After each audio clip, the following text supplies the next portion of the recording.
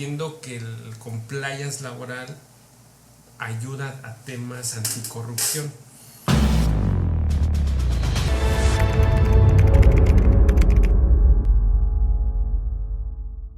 Hola, ¿qué tal? Nuevamente muchas gracias por estar en este espacio, en este video podcast Destino. Ya saben, aquí hablamos de empresa, derecho, liderazgo y de lo mejor, la manera en que podemos ser mejores personas. En esta tarde nuevamente estamos en el estudio de Habichuela Pro Studio. Agradecemos mucho la oportunidad en este lugar donde se hace arte porque creemos que el derecho también es arte. Y en esta ocasión nos acompaña un experto en compliance laboral, el maestro Víctor Sarti. Muchas gracias por estar con nosotros, Víctor. Y creemos que es un tema relevante por la cuestión de las reformas de subcontratación laboral. Entonces vamos a platicar en esta ocasión sobre eso, pero antes de eso, creo que lo más relevante de tenerte aquí, Víctor, es conocerte y conocer a la persona. Entonces nos gustaría mucho que aquí es tu casa y lo que procuramos es que ustedes mismos se echen flores, no se limiten. Entonces que nos platiques un poco de tu formación profesional y cómo es que llegaste a Cancún, y que además debemos de presumir que Víctor, con la firma de abogados que representa, también son socios Coparmex. Es un gran agasajo tenerlo en esta ocasión en este video podcast. Y pues bueno, por favor, cuéntanos un poquito de ti, de Víctor, la persona. Claro, antes que nada, muchas gracias por la invitación. Pues les platico un poquito de mí. Yo soy socio de la firma Legal Know-How, esa es nuestra marca. Genial. Somos familia de especialistas en materia laboral. La firma la empezó mi abuelo, la continuó mi padre, después mi hermano, y posteriormente me incorporé yo. Mi formación es técnica. Es decir, yo tengo una licenciatura en Ingeniería Mecánica Eléctrica y desarrollé mi trayectoria profesional tanto en México como en Estados Unidos.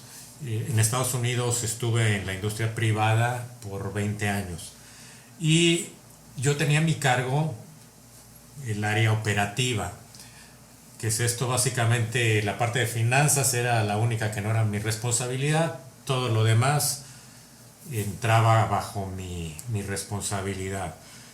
Al ser industria química, toda la normativa ambiental y también en cuestión de seguridad y salud en el trabajo era importantísima. En Estados Unidos el tema del compliance pues viene de hace muchas décadas atrás. Correcto. Entonces fue a partir de ahí que yo me empecé a adentrar en el mundo del compliance.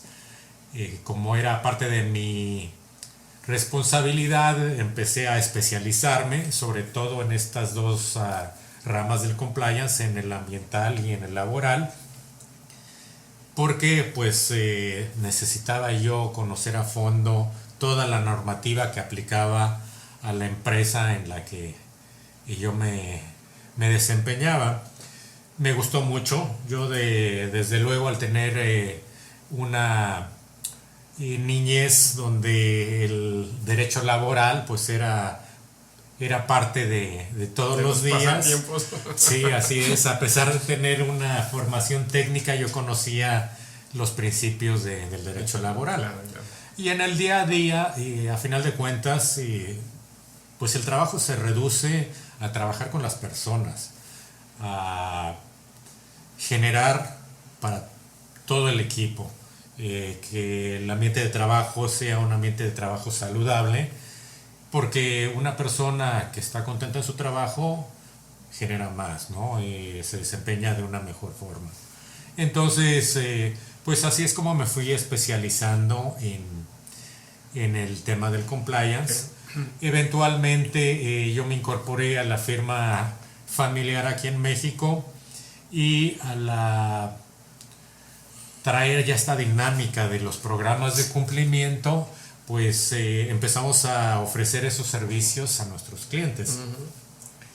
Me di cuenta de que la parte de compliance en México estaba en una etapa de madurez indiciaria, yo creo. Sí, como que estábamos en una adolescencia. El tema del compliance no se conocía muy bien, sobre todo en la rama laboral.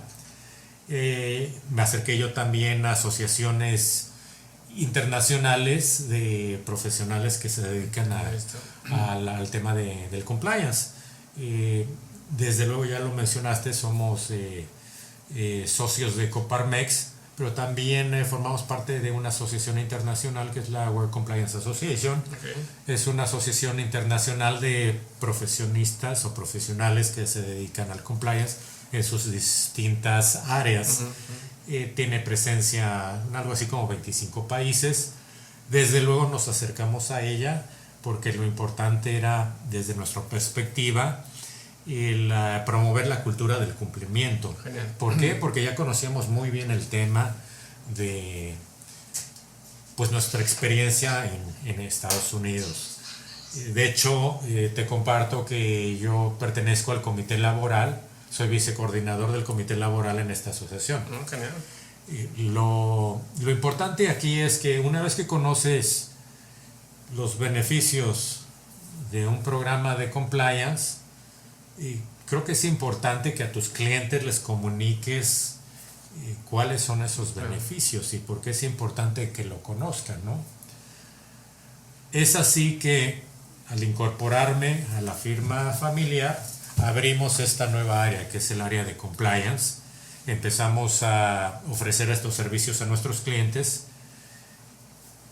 ¿Qué servicios? Bueno, pues hacemos una revisión del contexto de la organización, un diagnóstico para determinar cuáles son las obligaciones laborales que le aplican a cada uno de los centros de trabajo de esa empresa.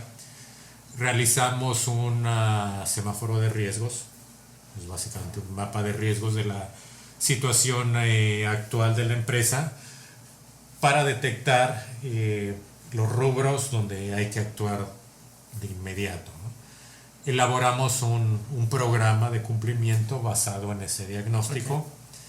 Realizamos el acompañamiento durante todo este proceso y apoyamos también con la parte de capacitación, que es fundamental.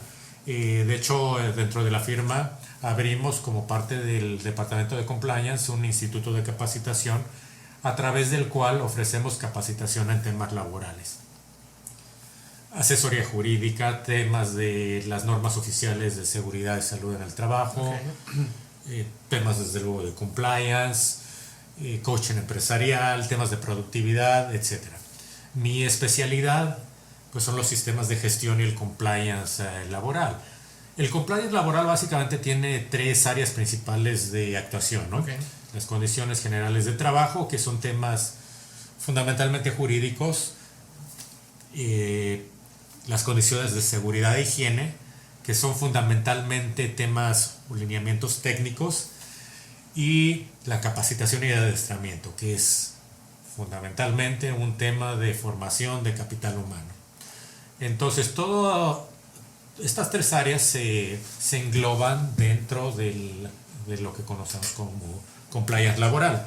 Es por eso que dentro de nuestros servicios ofrecemos servicios integrales, la parte jurídica, la parte técnica, que se enfoca en seguridad y salud en el trabajo, y la parte de capacitación. La verdad es que has hecho una síntesis muy generosa, Víctor, respecto a los servicios y a lo que te dedicas en el día a día, pero al mismo tiempo me asusta porque nos acabas de mostrar a todos un campo muy amplio que no sé, digo, desde mi visualización externa, creo que muy pocos empresarios le entran a estos temas o están dando cumplimiento.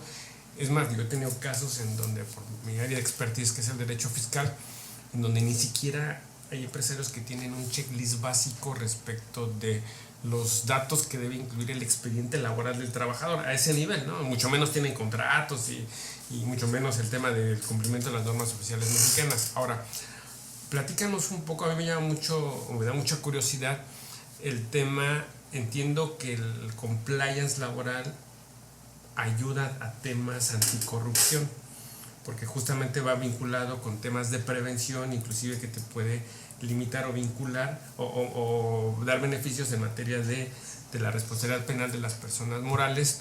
Y me atrevo a preguntarte esto porque el derecho laboral, desde mi experiencia, siempre ha sido un área en donde ha sido muy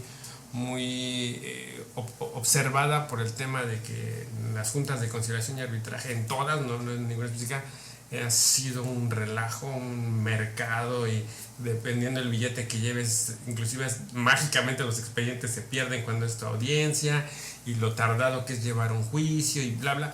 Entonces también así que la reforma laboral pues está enfocada en esa parte, ya que desaparecen las juntas y parezcan los tribunales que atiendan estos temas. Y entonces ¿cómo ha sido, cómo es este choque de estas costumbres que podemos decir son de toda la vida, y ahora llega, no es como un choque cultural de la prevención, el cumplimiento, la correcta atención frente a prácticas que siempre van como en contrasentido? ¿Cuál ha sido la experiencia? Sí. Mira, creo que podemos empezar haciendo una breve recapitulación de cómo surge el compliance, ¿no? Por favor. El compliance, en términos muy generales, se refiere a dar cumplimiento a toda la normativa que aplica a una organización. Surge hace ya varias décadas en Estados Unidos y surge en el tema penal. Esto se dio a partir de que en una organización bastante grande, algunos de los altos directivos cometieron algunos delitos dentro del seno de la misma empresa. Para evitar que volviera a suceder, se empezaron a implementar distintos controles. De ahí empezó a extenderse a otras áreas. El área ambiental, el área fiscal, desde luego, el área laboral. Más recientemente tenemos el área de protección de datos, etc. Esperemos que no surja el compliance marital, ¿no? O al menos llegamos hasta allá y a lo mejor sea recomendable, ¿no? Pues sí, total que se ha ido extendiendo a otras áreas. En México, ¿qué es lo que sucede? ¿Por qué tarda tantos años en llegar? Yo decía que hace 20 años en Estados Unidos yo ya manejaba los programas de cumplimiento. Okay. ¿Por qué es relevante apenas ahorita en México? Bueno, sucede lo que ha sucedido en el resto de los países. Lo que detona la implementación de los programas de cumplimiento de forma extendida son las reformas. En México, en 2014, a partir de la responsabilidad, se presenta lo que conocemos como la responsabilidad penal de las personas jurídicas, que en forma simple se refiere a que la autoridad puede investigar delitos que se cometan dentro de la empresa a su nombre, para beneficio de la misma o por no tener los debidos controles para prevenir que se cometan. Exacto. Es precisamente por eso que se desarrollaron los programas de cumplimiento. Se da esta reforma en 2014, donde ya aparece tipificada la responsabilidad penal de las personas jurídicas. Conoces tú bien el tema, el Código Penal y el Código Nacional de Procedimientos Penales delinean cuáles son los delitos que se incluyen dentro del catálogo a las que pueden ser imputables las personas jurídicas o personas morales, como se conocen aquí en México, ¿no? En el área laboral realmente no ocurre nada hasta hace pocos años, y esto se da principalmente a raíz de la renegociación del tratado comercial entre México, Estados Unidos y Canadá. Pues ¿qué pasa? Que el tema laboral pues como que había estado ahí abajo del tapete, pero a la hora de renegociar este tratado comercial, los Estados Unidos sobre todo y Canadá dijeron, ¿sabes qué? Pero necesitamos poner algunos controles en el ámbito laboral, que haya realmente una representación de los trabajadores dentro de los sindicatos, que no haya pues una falsa representación, que las empresas cumplan con todas sus obligaciones laborales, porque si no las empresas americanas están compitiendo en un plano distinto. esta renegociación del tratado comercial pues fue desde luego un detonante. ¿Qué detonó? Pues detonó también una reforma laboral. La reforma laboral de 2019 pues tiene 3 ejes fundamentales. En primer lugar tiene pues un nuevo modelo de justicia laboral donde pues se hace obligatorio tratar de conciliar, ya si no se concilian pues acuden a los tribunales que ya están bajo el Poder Judicial. Y la otra parte es la libertad sindical,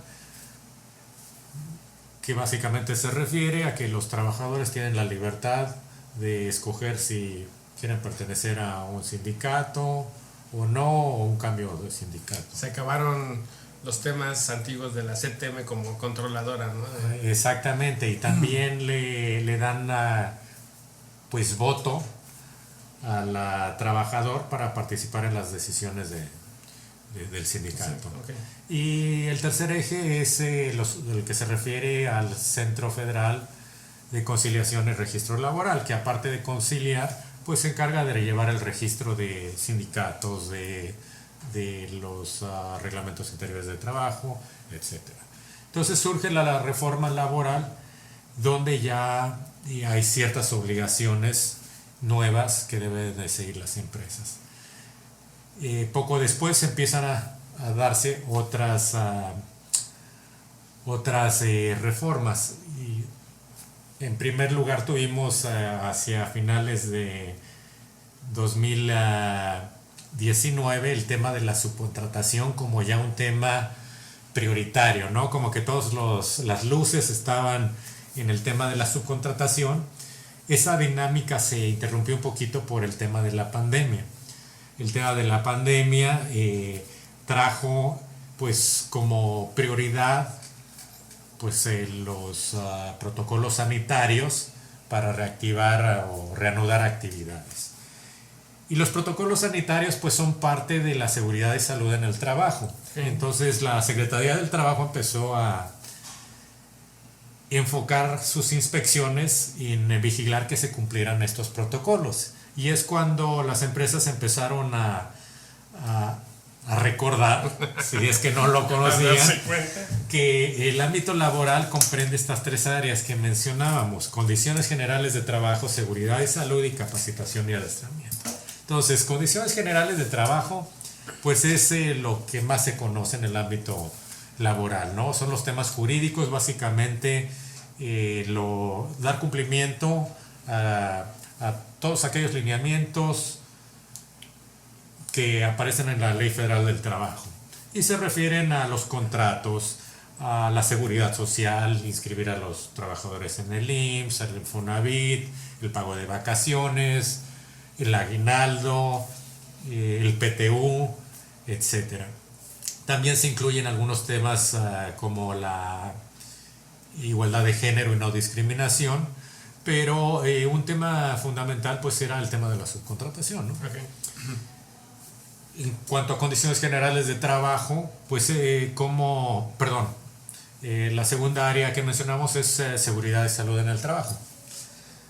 ¿Cómo funciona esto? Bueno, la Secretaría del Trabajo vigila el cumplimiento de las obligaciones de las empresas a través de 44 normas oficiales vigentes que recaen bajo su competencia, que son las de seguridad y salud, porque hay normas oficiales mexicanas que recaen bajo la competencia de otras secretarías. Okay. Estamos hablando de 44 de seguridad y salud en el trabajo. Son normas oficiales mexicanas, quiere decir que son, en primer lugar, especificaciones técnicas, son de carácter obligatorio en toda la República y en todos los centros de trabajo. Entonces, estas 44 normas se clasifican en varios grupos, ¿no? Normas de seguridad, normas de salud, de organización, normas específicas y normas de producto. El fin de estas normas es básicamente el salvaguardar la integridad de los trabajadores, de las instalaciones y del medio ambiente. Entonces tienen un carácter preventivo. Ahora, no vamos a mencionar cuáles son todas, pero sí podemos mencionar a qué se refieren estas 5 categorías que mencionaba John. Decíamos que dentro de estas 44 normas hay algunas que se conocen como normas de seguridad. Y estas se refieren al entorno físico, al centro de trabajo y a las operaciones que se realizan en los mismos, ¿no? Okay. Entonces, por ejemplo, tenemos una norma que se refiere a lineamientos para los edificios, locales, áreas de trabajo. Tiene lineamientos, por ejemplo, sobre escaleras, salidas de emergencia, pasamanos, etcétera.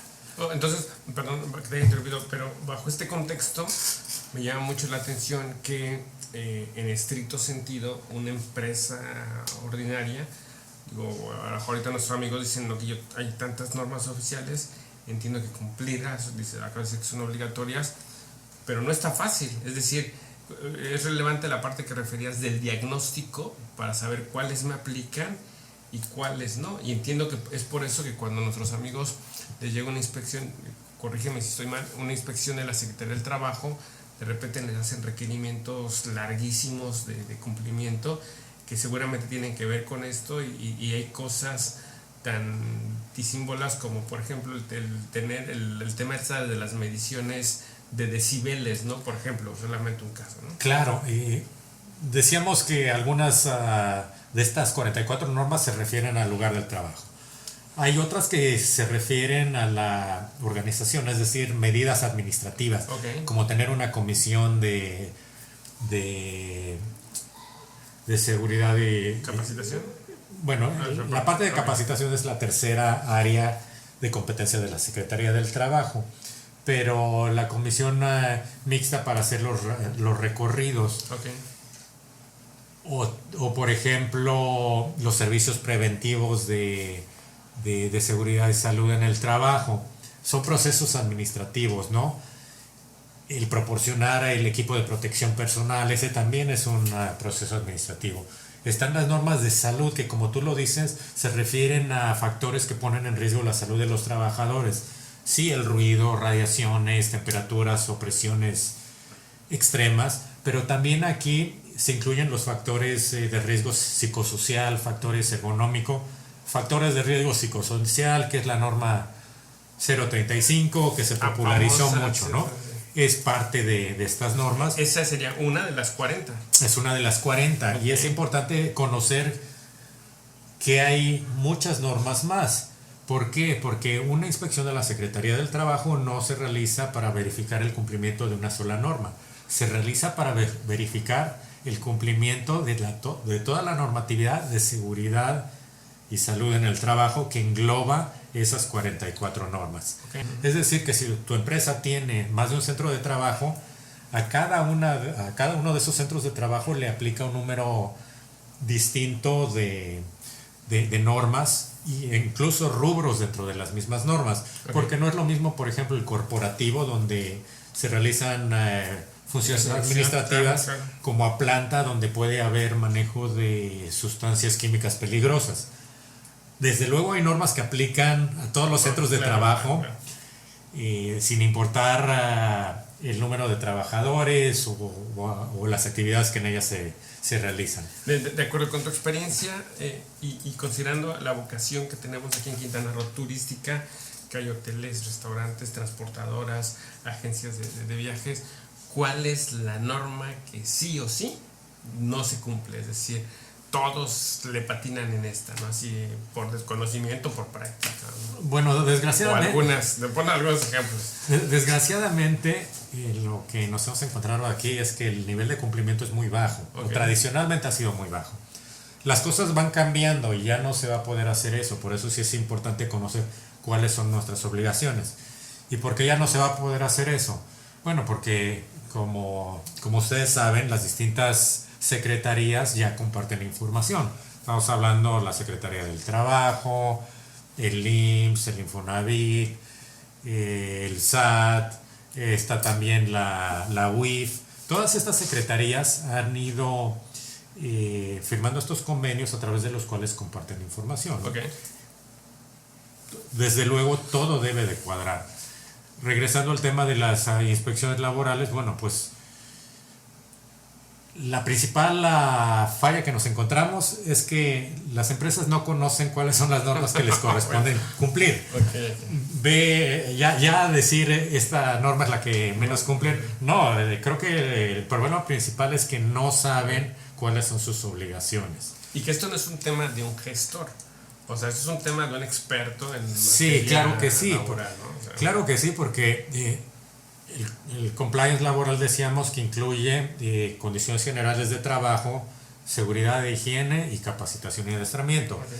Una inspección de la Secretaría del Trabajo se puede dar puede tener como motivación cualquiera de estas áreas de competencia. Okay. Es decir, puede realizarse una inspección para verificar el cumplimiento de las condiciones generales de trabajo, o puede ser para verificar el cumplimiento de las condiciones de seguridad y salud, o para verificar el cumplimiento de lineamientos de capacitación y adiestramiento. Okay. Lo que estaba diciendo yo, que en el caso de las inspecciones de seguridad y salud, pues el inspector va a revisar todas las que aplican. ¿Y de qué depende? Bueno, de los centros de trabajo y las operaciones que realizas ahí. Por eso es importantísimo, como lo decías, realizar un diagnóstico para determinar cuáles son las normas y obligaciones que aplican a cada uno de los centros de trabajo. Okay. Realizar desde luego un análisis de riesgos, es decir, a cuáles de esas normas que te corresponde cumplir les estás ya dando cumplimiento y a cuáles no, y a partir de ese diagnóstico elaborar un plan de cumplimiento. Okay. Lo que hacemos nosotros es precisamente eso, ¿no? Hacemos un diagnóstico de la empresa, en base al diagnóstico elaboramos un plan de cumplimiento donde les decimos, mira, en el centro de trabajo A te corresponde cumplir con todas estas normas, no estás cumpliendo ninguna, o estás cumpliendo parcialmente tal y tal, o estás cumpliendo estos rubros. Esto es lo que hay que atender de inmediato. Elaboramos un plan donde se va dando cumplimiento de forma gradual a todas estas obligaciones. Ahora, aquí de acuerdo con tu experiencia, ¿cómo lo recibe el empresario o el empleador cuando le das el diagnóstico y su situación es como muy gris? O sea, es decir, de las 40 que debías de cumplir, estás cumpliendo 3. Si hay un tema de vamos a echarle ganas a ponernos, o es un tema de pues ni modo, vamos a jugar el riesgo y ahí cuando nos pillen a ver qué hacemos, o tu experiencia si existe este tema de ok, pues vamos a darle para arreglarnos. Mira, hay los dos casos. Un programa de cumplimiento no es obligatorio, por lo menos ahorita, o en todos los sectores, porque sí hay ciertos sectores como el sector bancario donde es un requisito, ¿no? Claro. En otros países la legislación ha llevado a que se hagan obligatorios en algunos otros sectores, ¿no?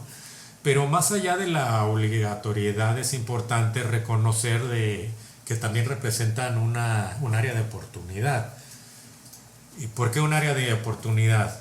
Bueno, pues os decíamos que un programa de compliance laboral pues es un sistema que te ayuda a gestionar tus operaciones. ¿Por qué? Porque dependiendo de tus obligaciones, de tus operaciones, tienes ciertas obligaciones a las que les debes de dar cumplimiento. Al llevar un acompañamiento y una serie de controles para darle cumplimiento, pues vas creando una estructura mucho más eficiente en la empresa, ¿no? Hay, por ejemplo, ciertas licitaciones donde es necesario tener un programa de cumplimiento para poder acceder a esas licitaciones, ¿no? Entonces, ahí no es una obligación, pero sí puede representar una ventaja, ¿no? Porque puedes accesar a ciertos contratos, más si eres una empresa transnacional, ¿no? ¿Por qué? Porque en otros países, bueno, ya el nivel de maduración es mucho mayor. Y para que puedas hacer negocio con ciertas transnacionales, te pueden pedir que tengas tú implementado un programa de cumplimiento. Un programa de cumplimiento corporativo, ¿no? Desde luego entra en la parte fiscal, entra en la parte penal y entra en la parte laboral. Y dependiendo de tu sector, pues también el área ambiental puede ser un área muy, muy importante. Ahora, al hablar de compliance, digo, además que el término es un poco pomposo, por decirlo de alguna forma, nos puede llevar a un tema de decir es caro, es difícil. Ahí, ¿cómo funciona? Claro, podría pensarse que ese es el caso, pero como lo decía, un programa de compliance es un sistema de gestión y un sistema de gestión debe de ser práctico, debe ser sencillo, debe ser no gravoso y diseñado por suficiente. Ustedes, por exacto. Si un programa de cumplimiento no está basado en un sistema de gestión, bueno, pues ahora sí que la efectividad que tenga, quién sabe cuál sea, ¿no? Okay. Y los programas de compliance a nivel internacional, todos están basados en estos sistemas de gestión, sobre todo los sistemas de gestión de la normativa ISO, que son replicables en varias áreas, ¿no? Y calidad, seguridad de salud, ambiental, etcétera. Pero precisamente es importante que sigan esta metodología para que sean, como ya lo decía yo, prácticos, es decir, que sean fácil de implementar, ¿no? Que sean viables, que sean sencillos, es decir, que todo el mundo los entienda, porque es un proceso en el que debe de participar toda la organización. Deben ser no gravosos, es decir, se deben de adaptar a cualquier tamaño de empresa y deben de ser suficientes, ¿no? Que quiere decir que deben de abarcar pues mecanismos o controles para dar cumplimiento a las obligaciones de esa empresa. Okay.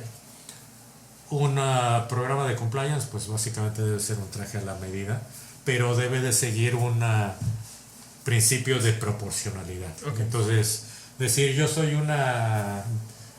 mi pyme, a mí eso no me explica, pues no es el caso, porque hay elementos mínimos que debe de contener un programa de cumplimiento, pero son adaptables a cualquier tamaño de empresa.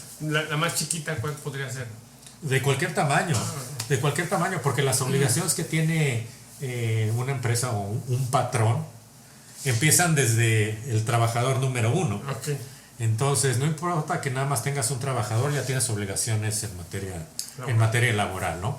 Genial. Desde luego las obligaciones están diferenciadas según tus actividades y también de acuerdo al número de empleados que tengas. Desde luego, entre más empleados, pues las obligaciones son mayores. Claro. Pero no quiere decir que no tengas obligaciones si tienes una plantilla pequeña, ¿no? A partir de un trabajador ya tienes obligaciones ante la Secretaría del Trabajo. Okay. Ahora, reforma de subcontratación laboral, que es el tema del momento. Del momento. ¿Qué ventajas prácticas tuviste con tus clientes respecto de aquellos que sí tenían ya un compliance o por lo menos lo estaban trabajando frente a aquellos que no lo tenían o que no lo tienen? Mira, el tema de la subcontratación recae sobre el área de condiciones generales de trabajo. Okay.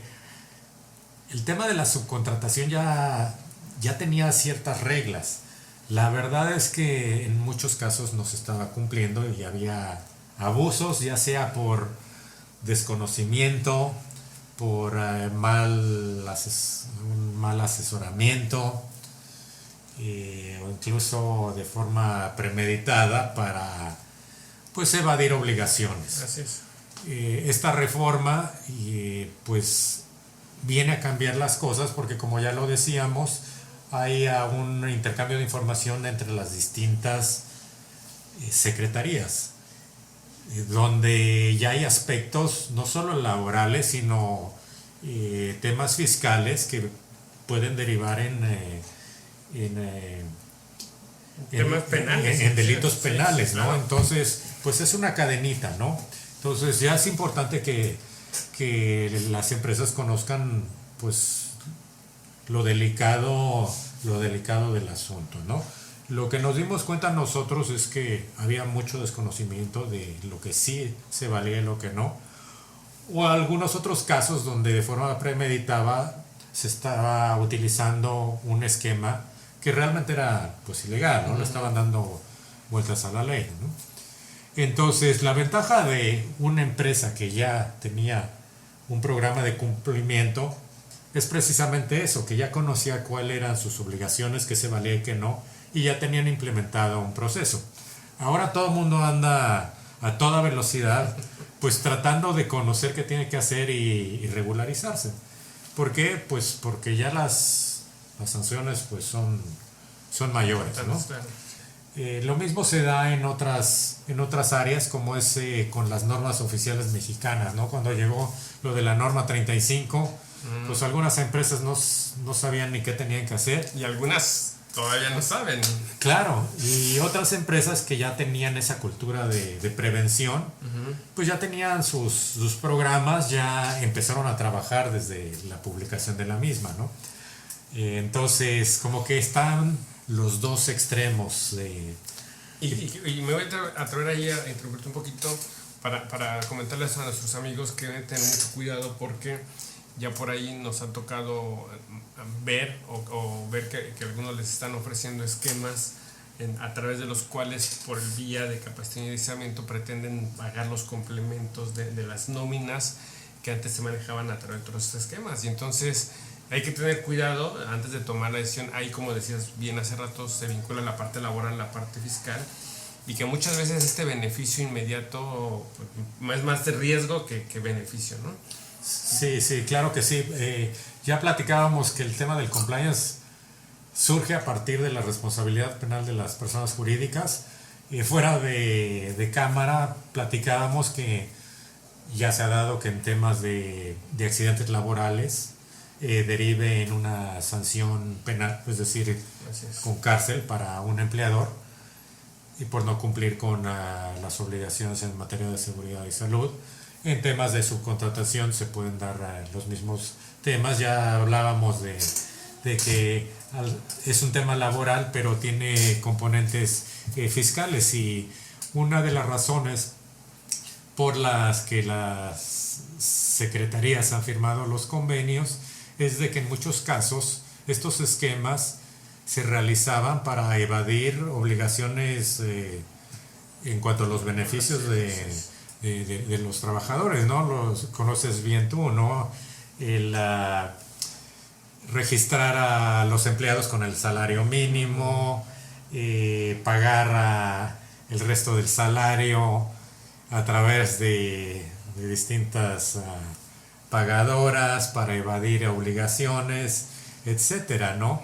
Entonces ya entras en un tema de delitos penales, ¿no? Cuando ya hay una premeditación para evadir la ley. Ahora, en el tema de pandemia generó muchas innovaciones en el tema laboral, sobre todo el tema del home office o del teletrabajo. Por ahí el año pasado hubo una reforma en esa materia. ¿Eso cómo lo vinculamos en el tema de compliance? Porque era algo como que no se veía venir, ¿no? Claro. Sí, tienes toda la razón. Ya mencionaba yo que en 2017 hay una reforma constitucional, 2019 hay una reforma en materia laboral. Así es. 2018 se publica la NOM 035, entra en vigor en 2019. Entonces, gran parte del contenido de la Secretaría del Trabajo se enfocaba en ese momento, en 2019, a la norma 35 por la entrada en vigor de la misma. Luego surge el tema de la subcontratación, empieza a irse hacia allá. Luego los temas de pandemia se van hacia los protocolos sanitarios, y a partir del confinamiento, pues esta modalidad de teletrabajo o home office, como se le conocía antes, pues tiene una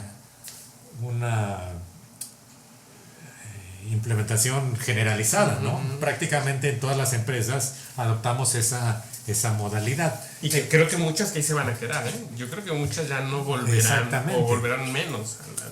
Existía ya en la Ley Federal del Trabajo el concepto de trabajo a domicilio, pero no estaba debidamente reglamentado, como que no había reglas claras.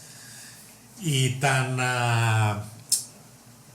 estoy de acuerdo con lo que dices, que ese esquema de trabajo, esa modalidad de trabajo, llegó para quedarse, que la misma autoridad, es decir, la misma Secretaría del Trabajo, se vio obligada a hacer la reforma para establecer lineamientos más claros, ¿no? Que no existían. ¿Por qué? Porque ya es una modalidad de extensión generalizada y ya tenía que haber claridad en lo mismo. Entonces, ¿qué se hace? Bueno, se establecen en la Ley Federal del Trabajo los lineamientos para esta modalidad de trabajo, que a grandes rasgos, bueno, pues dice que es voluntaria a menos de que haya una emergencia de tipo sanitario que sea justificable, que se puede revertir, que hay obligaciones tanto para empresa como para trabajador. Entre las obligaciones de la empresa están desde luego proporcionar el equipo, proporcionar capacitación, cubrir ciertos gastos como electricidad y el servicio de internet. Los trabajadores también tienen ciertas obligaciones y están obligados a cuidar el equipo, a reportar los costos por materia de electricidad, servicio de internet. Yo tengo una curiosidad personal y te la voy a plantear para ver, me gustaría escuchar tu opinión. Bajo estos lineamientos nos encontramos frente a una oportunidad de mucha mano de obra, o sea, hay muchos empleos. De hecho, todavía no nos recuperamos Quintana Roo es uno de los estados con mejor recuperación en materia de trabajo. Por ahí una estadística de la propia Secretaría de Economía aquí del estado decía que andamos como en un 34% de ocupación laboral para llegar al 100%, que es lo que estábamos en el 2020 antes de pandemia. Pero hay estados que su recuperación va muy baja, entonces hay mucha oferta de trabajo, mucha necesidad. Entonces, ¿hasta qué punto yo como empleador, si le digo al candidato, ¿quieres trabajar conmigo? Tengo trabajo, pero ¿qué crees? Así como necesito que seas titulado, que sepas hablar inglés, que tengas habilidad de comunicación, necesito que tengas una laptop, necesito que tengas internet y que trabajes en tu casa. Ese es el perfil. Es decir, si no cumples con eso, pues tengo una fila de 50, que algunos de esos 50 aceptar esas condiciones y que de alguna manera ya no es decir, como me puedo brincar o se pueden brincar estas disposiciones. ¿Cómo lo ves ahí? Es decir, ¿hasta qué punto esta reforma realmente viene a prevenir o a solucionar un tema? ¿O nada más es como la manita de gato por la necesidad o la emergencia? No, bueno, esto ya es una obligación, ya está en la Ley Federal del Trabajo, que es obligación del patrón proporcionar los insumos, la capacitación, el mantenimiento y los costos derivados de electricidad y servicio de internet. Esa ya es una obligación. Okay. Ya los contratos de trabajo deben de haberse revisado desde que entró en vigor este decreto, que fue, si no mal recuerdo, el 11 de enero de este año. Okay. Ya se debieron de haber revisado los contratos para incluir esas cláusulas. También el patrón tiene la obligación de cuidar aspectos de seguridad y salud en esta modalidad. ¿Y cuáles son? Esa sí es un tema pendiente, porque lo que dice la reforma de teletrabajo es que para determinar cuáles son los lineamientos de seguridad y salud en esa modalidad, se expedirá una norma oficial mexicana específica a ese tema. Ya decíamos que hay 44. Ya entró en vigor la NOM 035 en 2019 entraron en vigor las primeras obligaciones, luego en 2020 el resto de las obligaciones, luego en 2020 entró en vigor la NOM 036, la primera parte que se refiere a ergonomía, en particular esta primera parte a manejo manual de cargas, y hay un proyecto de ley que se refiere a medicina preventiva en el trabajo. Entonces seguramente la norma referente a teletrabajo o a seguridad y salud en el teletrabajo va a ser la NOM 038. Ahora, que yo la veo complicadísima, ¿no? Es decir, porque ¿qué pasó o lo que está pasando en la experiencia de que tienes a los hijos o la esposa o el esposo tienen una computadora, dos computadoras, y se vuelve y luego en muchos hogares en donde los espacios son reducidos, hacerlo de departamentos de 2, 3 habitaciones con una familia considerable, se vuelve un caos de cómo obligas al empleador a dar ese tipo de seguridad y salud en esa modalidad, ¿no? Sí, tenemos que ver qué dice esa norma, pero desde el decreto que se publicó a principios de enero. Sí, en enero, el 11 de enero, ya se dice o ya se incluye que esta norma debe de considerar factores psicosociales, factores ergonómicos y no recuerdo cómo menciona el otro término, pero es básicamente a riesgos en el área de trabajo, ¿no? Entonces esas son las 3 áreas en las que se debe de enfocar esta nueva norma. Es importante que al ser una obligación, por un lado debe de aparecer en los contratos ya una cláusula de esta modalidad. Entonces, en una inspección de condiciones generales de trabajo te van a revisar los contratos y ahí pueden detectar que no existen estas cláusulas, ¿no? Pero también por otro lado, si te realizan una inspección de condiciones de seguridad y salud en el trabajo, pues también va a existir la obligación a través de esta próxima norma oficial. Entonces, tanto por el rubro de condiciones generales como por el de seguridad y salud, pues la autoridad te puede agarrar, ¿no? Si tú estás llevando a cabo acciones como la que comentabas, ¿no? Que la oferta de trabajo se hace condicionada a que el empleado proporcione su equipo. Entonces, sí se está haciendo la legislación de tal forma que pues sea más fácil detectar este tipo de comportamientos o malas prácticas o pues, incumplimientos de la ley, ¿no? Híjole, la verdad es que yo presumía de decir la parte técnica fiscal es difícil, es complicada, sí requieren de un experto en materia de cumplimiento de obligaciones fiscales, pero después de esta charla, yo no, o sea, la parte laboral se vuelve complejísima, no está fácil, es decir, no evidentemente el contrato que usted baja de Google no le sirve. Sí. Muchos clientes preguntan, ¿y eso cómo lo hago? ¿Cómo se hace? Bueno, yo puedo compartir, por ejemplo, la experiencia de cómo se hacía en Estados Unidos. En un principio, a mí me tocó ver 2 esquemas, ¿no? Uno de los esquemas era que utilizaban pues un tabulador general, ¿no? Se hacía un promedio básicamente y era el beneficio que se otorgaba a todos los empleados en esa modalidad. Para el caso de Internet, pues también se hacía basado en el costo del servicio proporcionado a la empresa, no en el centro de trabajo. Esa era la práctica, digamos, antigua, ¿no? Que para facilitar la cosa era todos iguales. Aquí en México me ha tocado ver pues muchas dudas en cómo aplicarlo y la verdad es que pues lo puedes aplicar de la misma forma. Lo importante es que esté debidamente estipulado en el reglamento interior de trabajo. Hay empresas que ni siquiera tienen un reglamento interior de trabajo, por ahí hay que empezar, ¿no? Ese es el paso número 1. Pero todas las reglas deben de estar estipuladas en ese reglamento. Entonces, cuando hablamos de cumplimiento laboral, empezar por ahí, ¿no?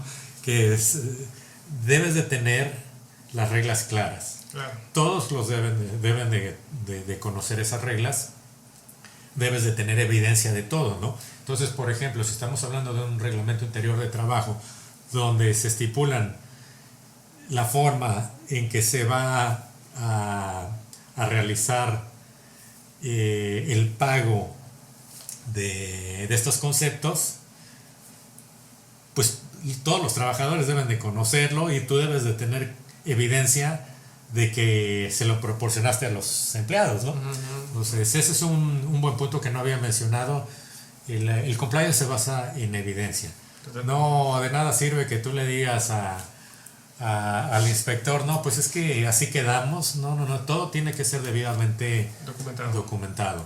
Genial, perfecto. Pues bueno, la verdad es que la charla ha sido muy generosa, Víctor. La verdad es que en lo personal me has ampliado panorama de una manera importante y sin duda me has dejado mucho aprendizaje y enseñanza, decir cómo lo completamos en mi área de expertise, que es como experto en derecho fiscal. Y a mí sí me gustaría que antes de despedirnos, por favor, que pudieras proporcionar algún correo, las redes sociales de la firma, algún teléfono, no sé, en donde nuestros amigos pudiesen contactarles en caso de tener alguna duda, alguna asesoría, alguna demanda laboral, que esas nunca están exento, para que puedan estar pues con los que le saben a ese tema, ¿no? Claro que sí. Les recuerdo, nuestra marca comercial es Legal Know-How. Es básicamente la traducción sería conocimiento legal. Legal Know-How. Nuestra página de internet es www.legalknowhow.com.mx. Se los deletreo. Legal Know-How es legalknowhow.com.mx. Ahí nos pueden encontrar y pueden obtener los números telefónicos de nuestras dos sucursales. Tenemos la sucursal principal en Ciudad de México y otra sucursal aquí en Cancún. Y bueno, un correo electrónico _sarti, que se escribe S-A-R-T y latina, @legalknowhow.com.mx. Lo repito, _SART y latina, @legalknowhow.com.mx. Genial, muchas gracias nuevamente, Víctor, por acompañarnos, por esta charla enriquecedora, y seguramente espero que podamos hacer otra charla después y que es que de aquí nos salen 10 charlas. Claro que sí. De trabajo, una norma, o sea, por cada norma, o 44 charlas, ¿no? O por cada norma. Es un tema muy amplio, entonces sí, desde luego da para platicar un buen rato. Sí, cómo no. Pues muchas gracias, amigos. Nuevamente les agradecemos a ustedes por la disposición de su tiempo, por regalarnos la oportunidad de poder escucharnos, vernos, y recuerden que este es un podcast Destino, lugar donde hablamos de empresa, derecho, liderazgo y lo mejor de cómo ser mejores personas. Hasta la próxima.